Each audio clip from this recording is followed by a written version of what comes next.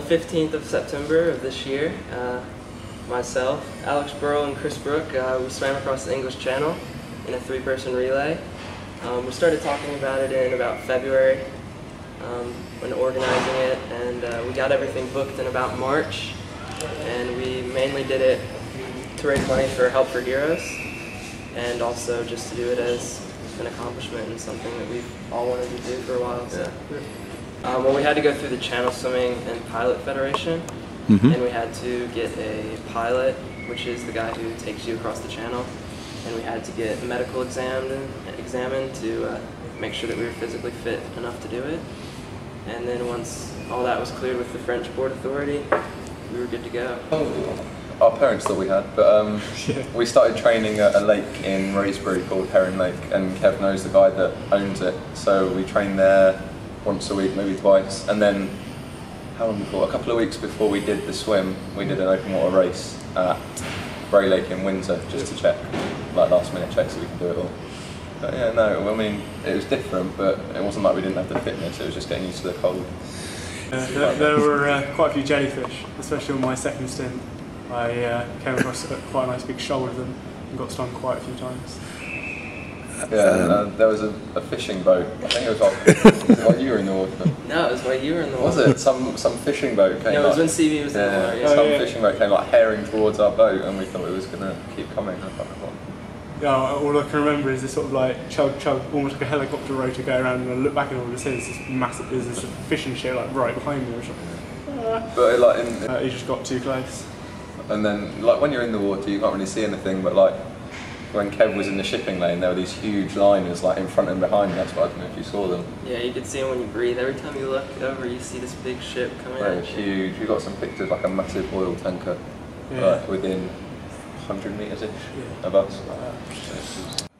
It was an hour each, so yeah. So it went Kev, me, Chris, and we did that 3 times, and then he finished it off at the end. Well, we had about 1.8 nautical miles left when I went in, and he told me that'd take about 40, which it took about 40 minutes to do that final stretch. So it was either going to be me or Alex. So I didn't want Alex. I don't think Alex wanted to go in again. No, by the time we finished the 3rd hour, it was just kind of like, please don't make us get back in cold. It's so cold. I can't even tell you how cold the sea was, especially on like the 2nd and 3rd. And once it got dark, it got down to like about 15.8, 15.9. It's freezing. So how much did you swim in darkness then? It went down on my 3rd one with like, I don't know. We did 3 hours. So yeah. You did an hour, he did an hour, I did a little under an hour. Yeah. So roughly. So we finished at, I can't remember what we It was 10:40 French time, 9:40. And the sun went down at about 7:30. Yeah. An observer to make sure it was official. But that was also the pilot's first mate because we couldn't get an official observer from the Channel Swimming Federation. So obviously there's like rules like you're not allowed to jump in front of them on the takeovers. You always have to like jump in behind them and just swim off in a straight line to pick the other guy up. And then do you have to whisk you back? Yeah, so we were lucky we had the fastest boat that the Channel Swimming Federation owns, so it was 2 hours back. And then, so we got home at like, what, 3 in the morning? Yeah, 3 in the morning. Yeah. So that was the hardest part, and then just aching for a couple of days. Well, it wasn't meant to be, we weren't meant to be going off until the 18th at the earliest. We got the call at 5 in the morning saying get down to Dover as soon as possible, the tides are good.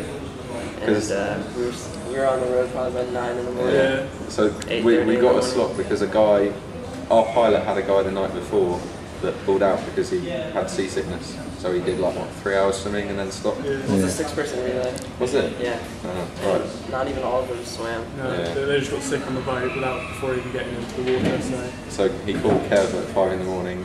Chris picked up his phone straight away. I slept until 7:30 because my phone didn't wake me up.